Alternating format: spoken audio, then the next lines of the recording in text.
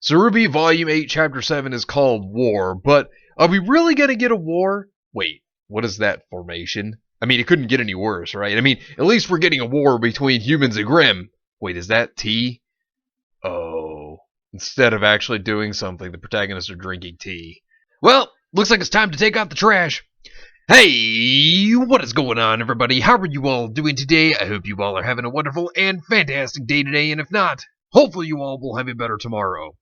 So RWBY Volume 8, Chapter 7.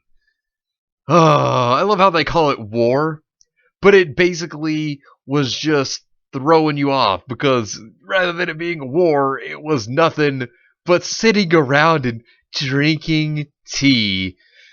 Alright, so let's talk about this. So first off, you see the war preparing, and you see the Grimm charging in the fields towards Atlas, and then you have what I were to call the most abysmal strategy to save Atlas ever.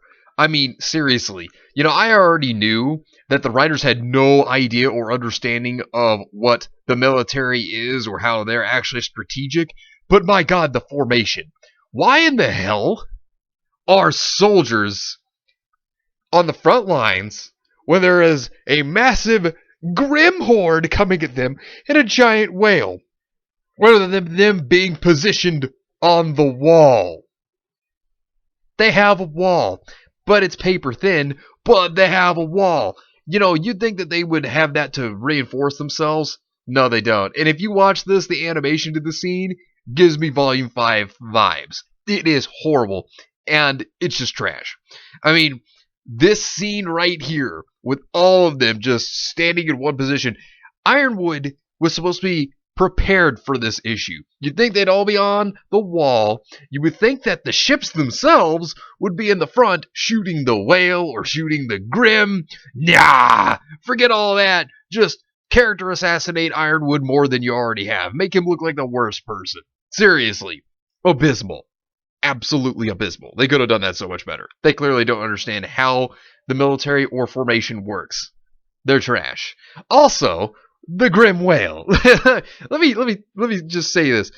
Yeah, Salem decided to park that thing like it was a car. This Grimm whale can fly. Why didn't you just shoot the ooze all over the island? Or go into where the city is and then shoot the ooze onto the people to where the Grimm would come out and attack the city instead of having to wait outside the walls? Just saying, the Grimm whale can do this. And also, why not just take the Grimm whale and ram it into the academy? I mean, seriously, this is so dumb. Like, this was so stupid. Like, on both sides, both Ironwood and Salem's. I mean, I get it. They were trying to make Ironwood be the bad guy last volume, and they failed because they made Ironwood literally the best character last volume. He was the best, 100%. And then they realized they screwed up, and then now they've character assassinated him. I mean, seriously, you want to talk about truly destroying a character, this is how you do it, because they made him be stupid. And he's sitting back, instead of being on the front lines, you'd think they'd have a general out there or somebody doing that. At least maybe a second in command to Ironwood leading the people. They don't even do that. And I know why they're having Ironwood back there. They're doing it clearly to have somebody confront him, because we all know what's going to happen. And who is it more than likely going to be? All right, it's going to be, you know, not Crow Bronwyn and Robin Hillary Clinton, because they are going to make them go after Ironwood. And of course, you know, with Crow's statement of how, oh, we should kill him, rather than actually try to talk to Ironwood, you're saying, despite the fact that, you know, Crow is also guilty of the crime of killing Clover because he was an assistant in that. But hey, you know, whatever, right? And also, the Grimm whale. I want to bring something up that happened in the previous chapter. Was, remember, in chapter 6, the Grimm whale shot out the ooze as it already landed. So here's my next question. Why did we have to have a repeat of where they didn't have ooze at all, and the Grimm just start spawning in this chapter, as opposed to where last chapter they actually had the Grimm already come out of the ooze that had already been shot out, and yet they act like the ooze never even existed? If you pay close attention to the shot in the beginning, there is no ooze, and then the Grimm just shoots the ooze out. I'm just saying. So, why did they clean it up in this chapter when there should have already been ooze and the Grimm spawning from it? You know, just saying. And, you know, they definitely wanted you to think there was going to be a war because, for one, like I said, the formation was terrible. But secondly, they go from that to not really showing you anything other than Atlas being this weird, like, I guess, structure like New York, I guess, kind of area, which I thought this was completely irrelevant because why in the world would you take a shot onto the people? Which, my next question, why were the people just sitting about having a picnic when they already knew that things were going on? I mean, like, the Grim Whale smacks onto the ground. That would be like a tremor in itself, at least. You would at least have felt that, and they would have been like, oh, evacuate, people. Didn't even do that. And then this character model. What is this character model? It looks like a self-insert of Geoff Ramsey. I mean, is that what they were going for? Because it looks terrible. I mean, I'm just saying. And then, of course, they have the Grim just fly around, like, just look at it. And it's like, you would have thought that the moment that they knew the Grim Whale had hit, you would have thought they would have been like, hey, people evacuate, go into a shelter or something. Nope, just let them sit around. Just, everything's fine. This is fine. Just let the Grim come and attack him. Yeah, this is okay. Like, are you serious? So, meanwhile, at the Legion of Whale, you have Oscar still getting beaten. I mean, that's still happening. And Osmond decides, hey, look, why don't I go ahead and take over and talk to Hazel? Which, yeah, last I checked, if you wanted Hazel to potentially stop beating Oscar more, I would think that the person that he would be mad at, you would not want him to come out so that, the kid doesn't take any more beatings that he already has, because Osmond coming out, when you think about it, would just result in another punch that Swole Man Hazel's definitely going to give him. I mean, I'm just saying, And so we obviously learn more about Hazel as to why he joined Salem. And his whole entire reason for joining Salem was because she is immortal. She can't be beaten. You see, they constantly use that, but it doesn't make Salem sound any smarter, and it doesn't make anybody following her look any better. I mean, I'm just saying. And besides, her not being beaten, yeah, Volume 5 begs to differ. But, think of it as that Oscar then decides to switch out, and he's going to do a trust exercise with Hazel. Now, what could that possibly be? All right, give him the way to use the relic. Oh. I mean, seriously, that is a terrible idea, because what could Hazel do? If this were to go wrong, Hazel could just go to Salem and be like, okay, here you go, here's how you use it. He told me that it has one more question left. Boom. Then your plan, Oscar, has completely fallen apart. I don't like this because I feel that it's a pretty terrible idea. Not only that, but, when it comes to Hazel, where Salem's like, oh, I'm immortal. I can basically grant you whatever you want. Just because someone's immortal doesn't mean that they can do whatever. I mean, seriously. Okay, so you can't die. All right, but does that mean that you can grant the world that you're promising all of your followers? No, it doesn't grant that at all. I mean, I'm just saying. That's why it makes her followers look stupid. And Emerald, of course, was listening in on this, which I'm going to get to in a moment as to why this would be important to the plot going forward, but we'll get to that in just a moment. So, we have the big brain team over here. Oh man, and they're definitely planning ahead. First off, you have Weiss, who is treating Nora, which I'll at least give her that. But then you have the rest of the team, and oh man, is the big brain strategy really going on with Team RWBY? Because what are they doing? What are they doing to prepare for everything? They're drinking tea. No, I'm serious. They're drinking tea. This is their big brain plan. Oh, well, what are we going to do? Drink tea.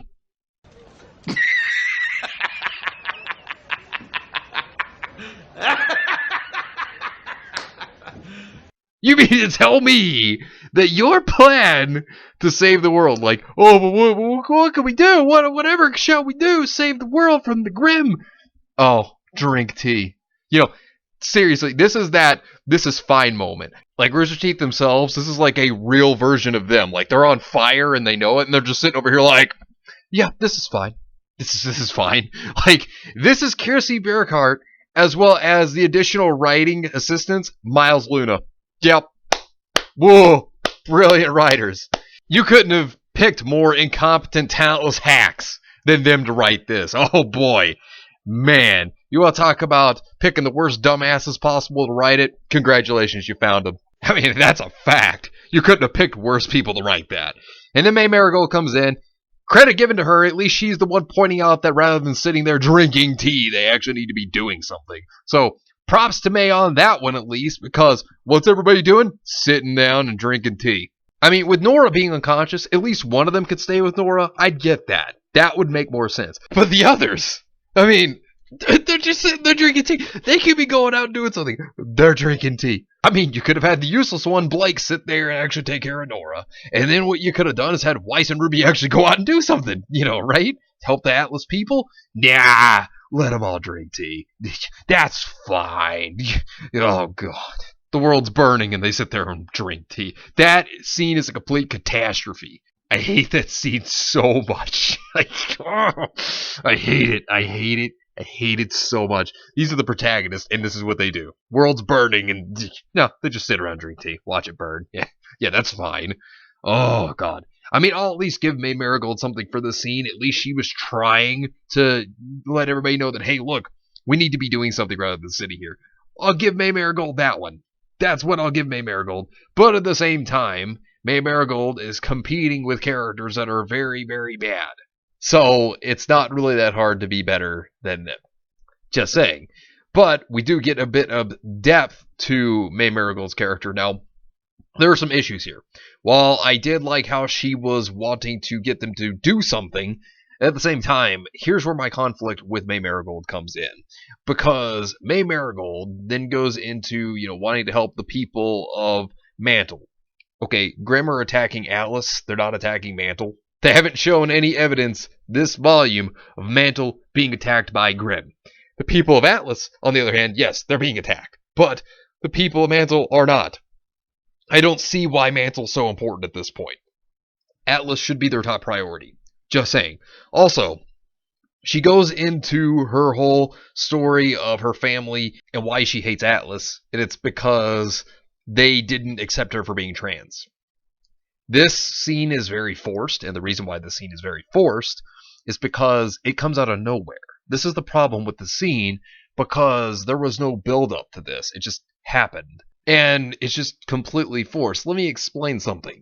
What could have actually worked here is, one, they could have actually had May Marigold act like she had an issue on her way to Atlas. This would have been fine, and it would have actually given you an idea that, oh, well, there's something wrong. Or she could have, had some throwaway dialogue of it all the way back in Volume 7, but they didn't do that, and this feels very, very forced. Not only that, but I don't like how it seems like they're insinuating that Whitley is one of the people that'd be like her family that would not accept her for being trans.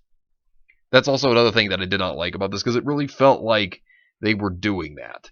So May Marigold's character, while they tried to add depth here, it just comes off as forced, and it's not well written when it just, like I said, it comes out of nowhere, and it could have been dialogue that just could have been better and actually led up to. Not only that, but also want to bring up at least May Marigold was the one who seemed to be sensible and wanting everybody to do something. I'll at least give May that, but when it comes to her character in depth, it was very forced. Now, RWBY, let's talk about this idiot, because RWBY is so dumb. There's a part where she says that there are no sides, and how did things get to the way that they are? Well, maybe that's because, one, there are sides. Two, maybe that's because RWBY was stupid enough to actually sit over here and want to be a terrorist when it comes to Atlas and just make the worst decisions and then drive Ironwood crazy, because that's exactly what she did, and then tells the people to not trust Ironwood. Seriously, the protagonists see it as, we're always right, we're always in the right, if you're not with us, you're the enemy. That's basically the protagonist. But don't worry, RWBY, you're doing so much here by drinking tea. Yeah, when the world's on fire. Yeah, saving the people when the world's on fire. Congratulations, RWBY. Just excellent job. Oh my dear God. I mean, seriously, terrible. But I want to at least talk about the good scene in all of this, which was the conversation between Mercury and Emerald. I did like this because these two characters have always worked very well off of one another. And that's what I've liked about the interactions with Mercury and Emerald, because it seems like they have a brother-sister-like relationship. This is a relationship that actually feels like it's genuine. Like a lot of other conversations within RWBY can feel very forced, or it can feel just like it has to be overly dramatic or whatever. But like when it comes to Mercury and Emerald, I've always liked these two characters and their interactions. And it was a nice scene between them. I mean, I'll give it that. Now, Tyrion comes by, and of course, Emerald learned the truth of what Salem really wants, how she wants to destroy everything, and Tyrion, he's over here like, oh yeah, I'm all for it. 'Cause he doesn't give a fuck. And thing about Tyrion is that I love how he just goes off and says this, and Salem's okay with it because it's like, oh yeah, why don't I just go ahead and say what Salem's plots are? Like, seriously, Salem's an idiot. She's stupid. I'm just saying right now. And then the final scene with Mercury and Emerald as he's getting ready to leave, him and Tyrion are, you know, think of it as is that I like this, but at the same time, you take Mercury out, whenever he could have had one fight in chapter 5, and then he's not even there. Like, I feel like it was kind of useless for his character. I really did hate that. But now he's gone, so we won't be seeing him fight this volume. And Emerald, for the plot, because she now knows what's going on, she's going to tell Cinder about Jin. This is clearly obvious so that Cinder can then use the relic and figure out whatever she's going to ask, which is probably going to make her turn against Salem. This is what I bet's going to happen. I predict that right now. But then, of course, we got to go to Team Yabba Smash because, my dear God. Now, Yabba Smash has been captured, thankfully. Good job, Winter. Good job, Aesops. I'll at least give you that, even though I don't care anything for the Aesops. But good on them. But we didn't get a fight. It wasn't animated. If there even was one, for that matter, as well. Yeah. So there's that. But Jean actually says one useful thing in his entire life. I guess everybody gets one. Jean gets his one, and then he'll never be useful ever again, just as he was prior to this statement. So Jean then talks about how he should run reconnaissance, and if they're not out in 30 minutes saving Oscar, then they should just take the bomb into the whale and blow it up. So Winter doesn't decide on that immediately. Also, Yang, by the way, just continues to be as obnoxious as she possibly can. I'm serious. I hate this character. I cannot stand modern Yang. I hate her to death. And, at least she's doing something, though. I'll give her that. But, unlike her other comrades. But, God, she is terrible. Give her the axe, please. But her and Jean, give them both the axe. But, Winter doesn't believe Jean's idea, like they should go through with it, until after Rin and his whole semblance happens. Because his semblance actually goes through an evolution, and this is what makes Winter decide that they should go through with Jean's plan, because his semblance, which I think its evolution is really dumb, where he can see the emotions of characters now, and like I said, it's stupid, because prior to this he couldn't see them, of course, but he could cloak his emotions in anyone that, he was like touching at the time that he was using it, right? And here we are now seeing him being able to see these emotions. I just don't find this as a good semblance evolution. But of course, Winter then decides to go through with this plan all because of this. I kind of find that to be dumb, but this to me also has like a red flag for Rin, because his semblance now has evolved, and then they're going to go through a suicide mission. Yeah, this makes me think that this is going to be their final run, or at least maybe Rin's, hopefully Jean and Yang. Oh god, that'd be great. But yeah, so Winter then decides to do that. So, of course, you have Team Useless again. And what are they talking about? Oh, how they are conflicted with whether they should help Atlas or Mantle, because Mantle doesn't have enough hunters to help him out. Think of it as that there's a war in Atlas, and yet they don't seem to care. They're just like, meh, whatever. Like, what? Are you kidding me? God. These characters are so bad. Like, their whole point was to save Atlas. And then they come here and they're like, what should we do? And then make every situation worse with every decision that they make. Oh, my freaking God. I hate them so much. It's so frustrating. And so, of course, there's Klein, and he showed up. But why did he show up? Not because of Weiss. Not because of Weiss. All because of Whitley, actually. Because this is supposed to be the Whitley redemption, apparently. And, yeah, this is what they do with Whitley's character. I'm not kidding. And Whitley is the one who called Klein to take care of Nora. Not Weiss, though. And you would have expected Klein to have at least been in the last volume. Nope. He was out of that one. And then, he now shows up.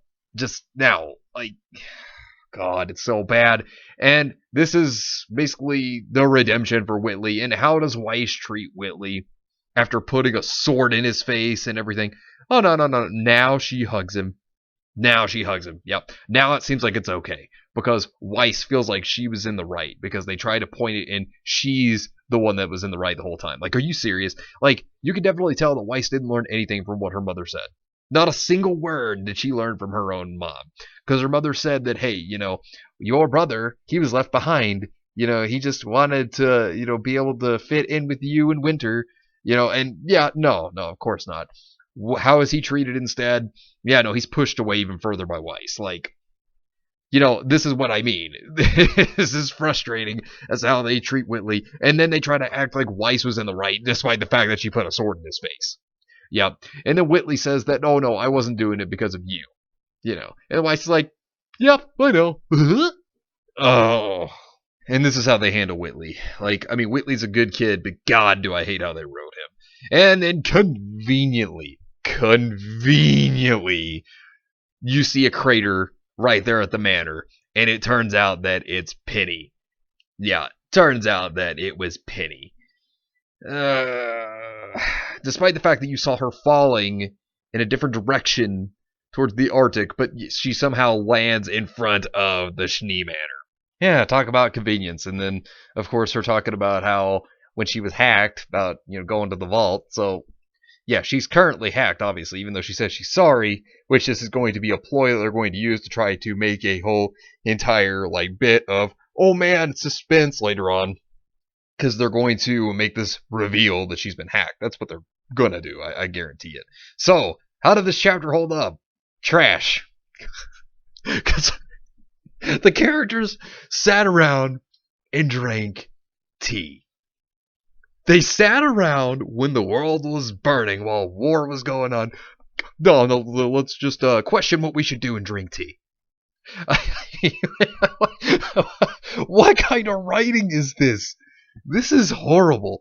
You want to talk about talentless hacks? This is it. This is how you write something completely abysmal. And then, the good thing about it was Mercury and Emerald's conversation. I did like that, at least, because, like I said, they've always worked well off of each other. That's the one thing I can definitely say is a positive. They've worked well off of each other. Oscar, I'll give that boy credit even. Oscar makes a better main character at this point than Ruby herself even does, because at least he actually tries to do something, as to where Ruby's going to drink tea when things get just completely terrible to where the world's on fire and it's going to be destroyed. Oh yeah, just drink tea instead. At least Oscar's doing something.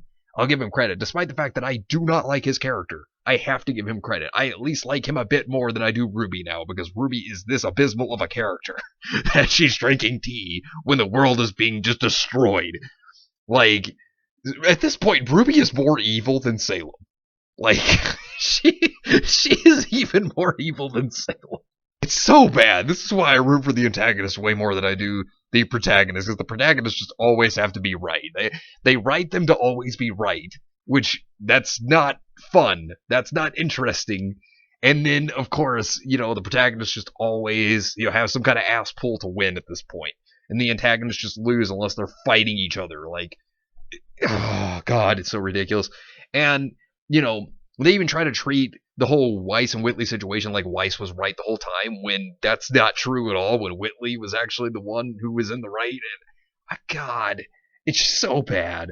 It really is. And also, we can't forget that military, just whole alignment of how they're positioned. That just goes to prove how these writers don't understand strategy. They don't understand how a military would actually set up in a situation like that. And the thing I really fear out of this, okay, if you watch the animation for that, it is awful. It is so terrible. This makes me fear that going forward, that there's going to be more Volume 5 trash level animation. I fear that that's going to happen again. It's going to be nothing more than a joke and a shit show if that happens, but I wouldn't be surprised going forward. Seeing that scene alone makes me feel like we're going to see level 5 quality animation again. And if it happens, not going to be surprised. Not going to be surprised at all. Wouldn't be shocked. At least Mercury and Tyrion don't have to worry about this volume anymore. I'll give them credit on that. They will probably just be seen again in the books or something. That'll probably be about it for them, sadly. And then Penny, just such a coincidence. Convenient writing. God, it's so bad. And this is the hiatus. Oh man, this is what the cliffhanger was before the hiatus. Like, oh god, it's gonna get worse.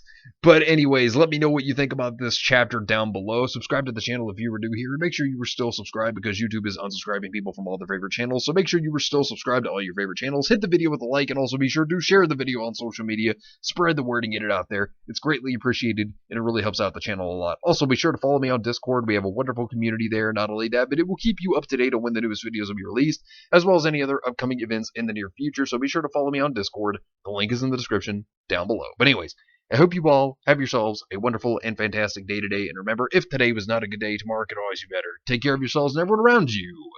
And have yourselves a good one out there, everybody.